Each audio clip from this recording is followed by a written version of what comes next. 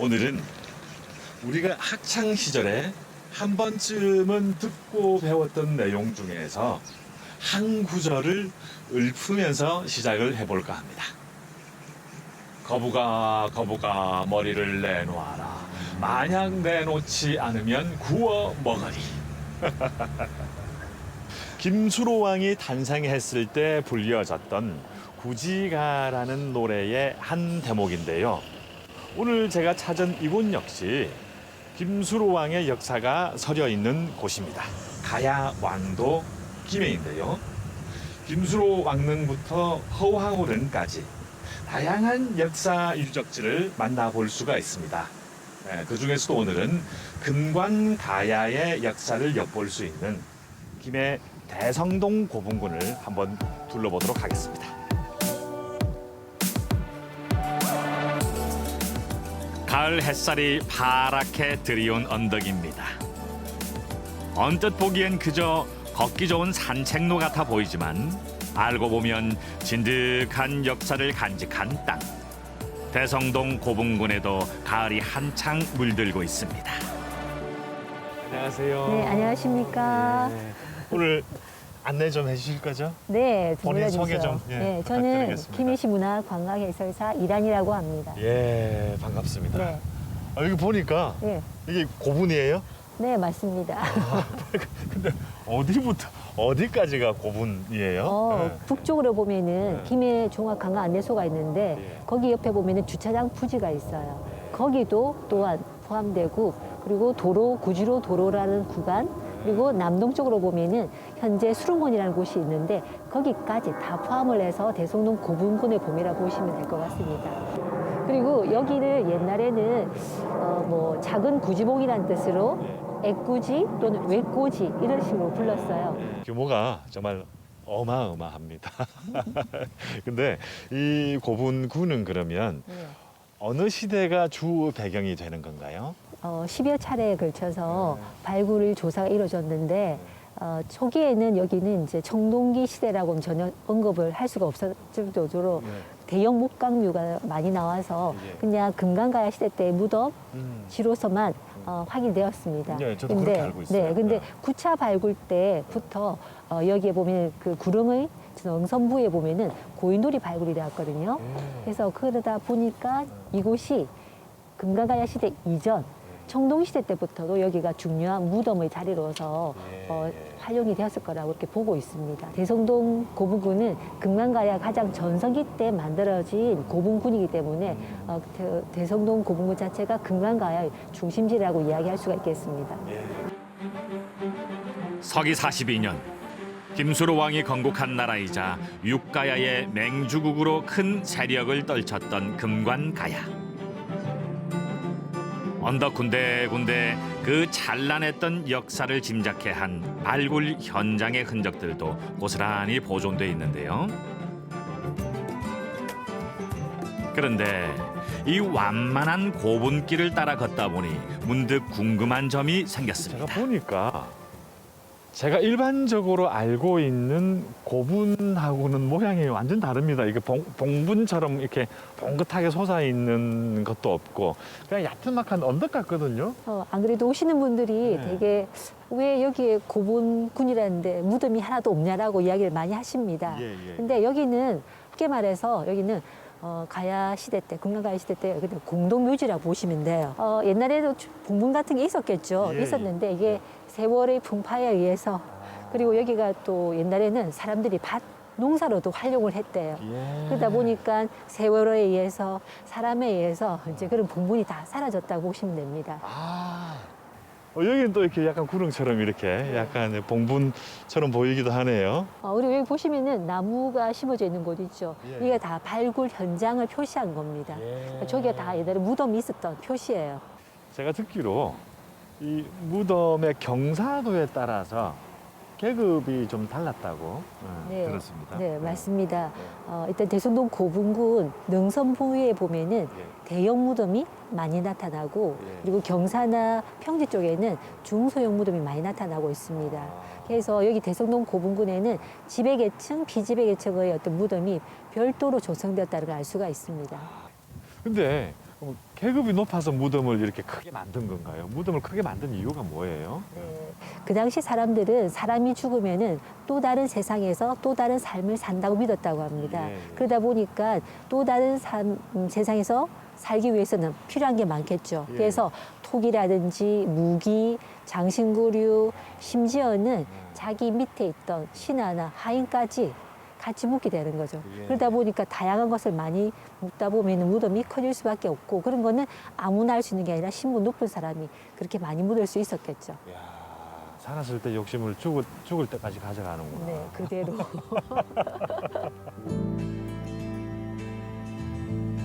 이곳에서 호랑이 모양 띠고리, 뭐 방패 꾸미개 등의 유물이 출토됐다 그러는데요. 호랑이 모양 띠고리 그리니까 굉장히 높은 분들이 찾던 뭐 이렇게 부장품 같은 느낌이 들어요. 예. 이야, 네. 신비하면서도 평화로운 대성동 고분군의 풍경은 이처럼 바삐 흘러가는 도시의 삶의 작은 쉼표 한 점이 되어줍니다.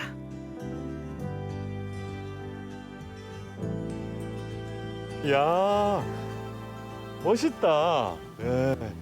팽나무가 다른 나무들하고 경쟁 없이 자라다 보니까 아주 우아하게 자란 것 같아요. 근데 연세가 얼마나 되셨을까요? 저도 나무 전문가가 아니라서 예, 예. 정확히는 모르는데 예. 수령은 한 200년 넘었을 거로 보고 있습니다. 예. 여기가 아주 인기 명소라고 들었습니다. 그 이유가 뭔가요? 네, 여기가 사진 찍기가 정말 좋은 곳입니다. 예. 지금 앞에 보면은 팽나무가 위치하고 있는데 네. 여기 팽나무 옆에서 서 있고 네. 아래쪽에서 사진을 찍으면은 네. 정말 환상적이에요. 인생샷을 남깁니다. 그리고 네. 여기 말고도 또 좋은 포토존이 또 하나 더 있었어요. 예. 그러니까 여기 구름 북쪽이죠. 북쪽에 보면은 외로이 서 있는 하나의 나무가 있어서 그 나무를 왕따나무라고 불렀는데 왕따나무. 실제로는 나무 수종은 느릅나무였어요. 예. 느릅나무였는데 이 나무가 몇 해 전에 태풍 때 죽었어요. 아이고. 그러다 보니까 다른 분들이 왕따나무가 사진 찍기 좋다는 걸 많이 아시고 오셔가지고 예. 찍는데 그 왕따나무는 이제 더 이상 존재하지 않고 예. 또 왕따라는 말도 별로 좋지도 않고 네, 해서 네, 네. 어감은 좋지 않다면 왕따도 사라져야 되겠죠. 그래서 예. 그 대신에 여기 이쪽 팽나무에서 또 찍는 사진을 또 많이 찍으러 오십니다. 보통 이 고분군 하면 이렇게 무덤들이 이렇게 모여 있잖아요. 그 모습을 보고 있으면 삶과 죽음이 이렇게 구분이 돼 있다라는 느낌들이 많이 들었어요. 근데 여기는 전혀 그런 느낌이 들지 않아요. 그냥 자연스럽게 놀 수 있고 쉴 수 있는 그런 친근한 공간, 그런 느낌이 들어요. 굉장히 그 삶에 대해서도 굉장히 고민을 많이 해볼 것 같은 그런 느낌이 드는 공간이에요. 참 매력적이네요.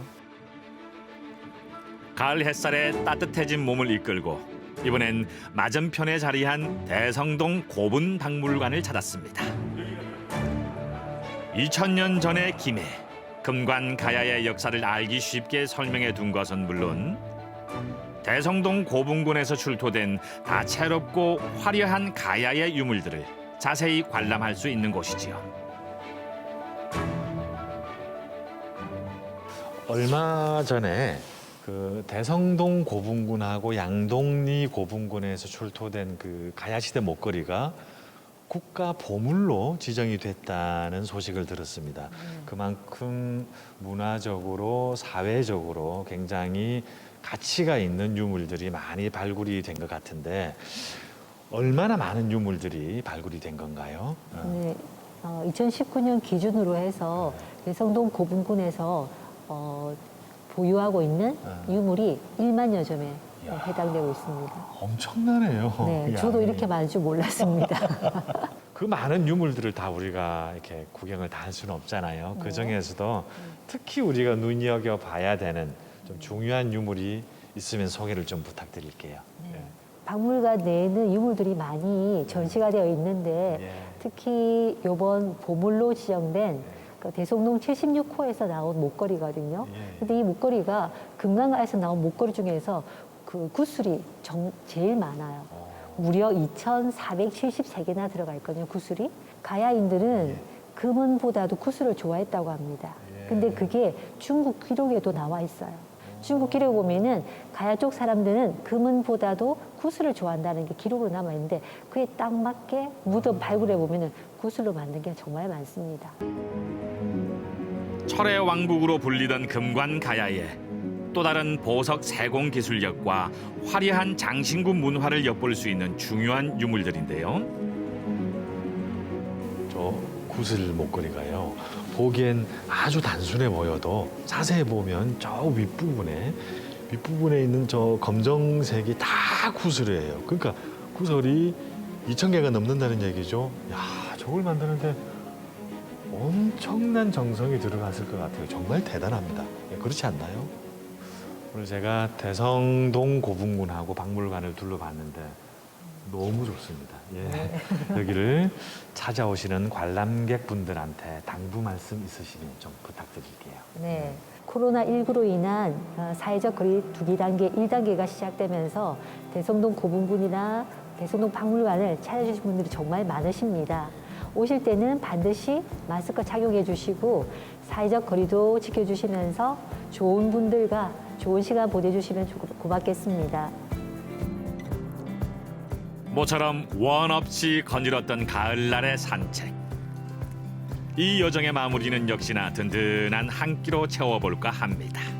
안녕하십니까.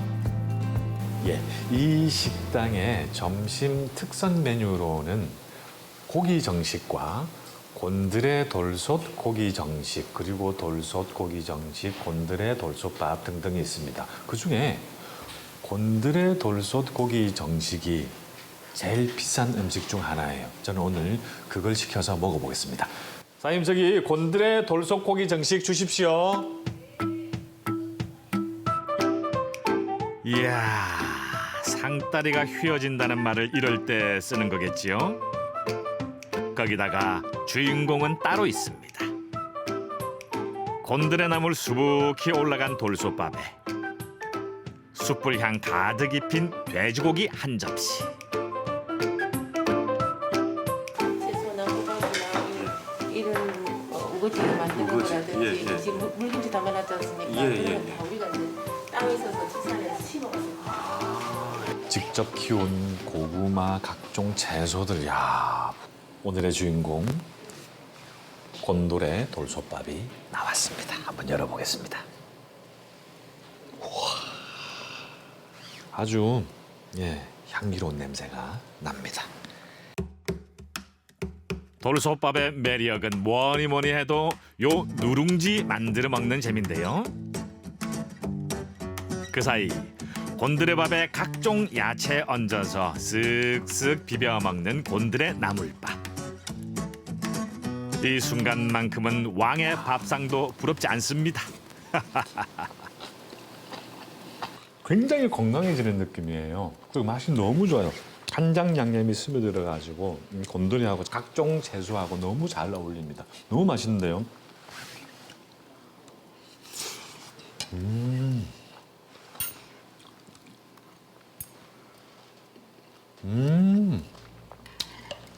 학창 시절엔 역사라고 하면 공부해야 되는 것으로만 인식을 해가지고 마냥 외우고 어렵고 복잡한 것으로만 생각을 했었어요.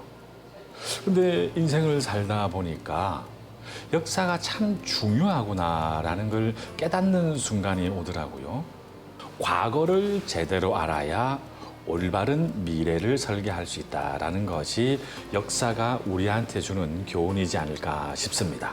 저는 오늘 과거와 역사가 공존하는 듯한 슬로우시티 김해에서 유익한 역사 여행을 했습니다. 가끔 머리가 어지럽거나 쉬고 싶을 땐 시간이 멈춘 듯한 김해 대성동 고분군을 찾아서 마음의 위안을 얻어보는 것도 참 좋을 듯합니다.